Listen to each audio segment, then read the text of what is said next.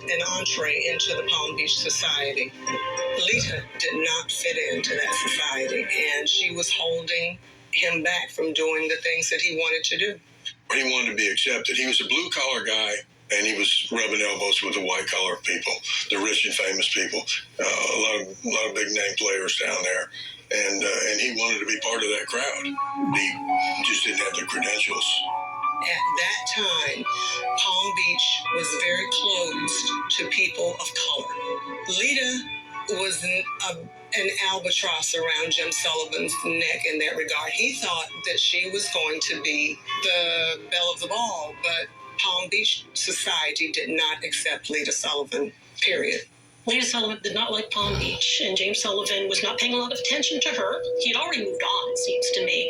He had always tried to climb his way up the Palm Beach ladder. She wasn't interested in that. She went back home to Atlanta. Lita and Jim's marriage broke up because Lita was tired of the demands that he put on her to be involved in that society when she was rebuffed at every turn. And when she moved back to Atlanta, that was it. Jim Sullivan wanted the benefit of Florida law in divorces. And in Atlanta, a woman typically will get 50% or more of someone's estate. Jim was not going to have that at all. He would lose half of the money that he had. He would have lost money, probably, which would have left him well out of Palm Beach society. His dreams of being a rich and famous Palm Beacher would have blown up in smoke. So the divorce began, and that was the beginning of the end. It was not a theft. It was not an assault, which to me said it was deliberately intended to take her life. Experian Marketplace has credit cards and loans, and it's all in one place. After trying and failing to make a life for herself in Palm Beach, Florida, Lita Sullivan decides to leave her husband, James, and move back to her hometown of Atlanta. She'd done all she could to salvage her marriage, but James had chosen his pursuit of status over their future as a couple. Now estranged from her husband, Lita decides to make the preemptive move of filing for divorce in Georgia, which will give her a distinct advantage in the proceedings. Lita Sullivan was residing in Atlanta, Georgia. She answered the doorbell ring. There was a flower delivery person there. As she opened the door, the person handed her a box of roses and at the same time produced a 9mm handgun and shot and killed her in the foyer of her home.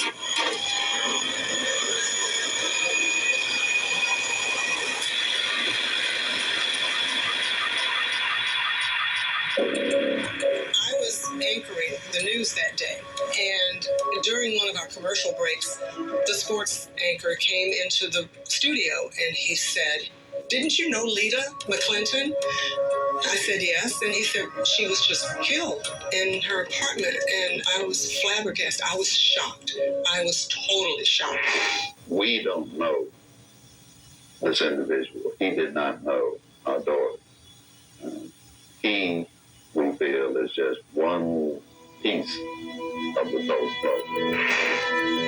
Initially, investigators were really struck by the callous way in which Lita was murdered. You know, right in the foyer of your own home in a very wealthy part of Atlanta, early in the morning, with a gunshot wound to the head. The crime scene was relatively pristine. Just the box of roses had a bullet hole in it. They were laying on the floor in there. Obviously, she was laying on the floor there, and then one of the rounds missed its target and hit a wall back there. But not much to it, and the gunman immediately left. It was not a theft. It was not an assault, which to me said it was deliberately intended to take her life. There's no reason that Lita should have become a victim of a violent crime of this manner. And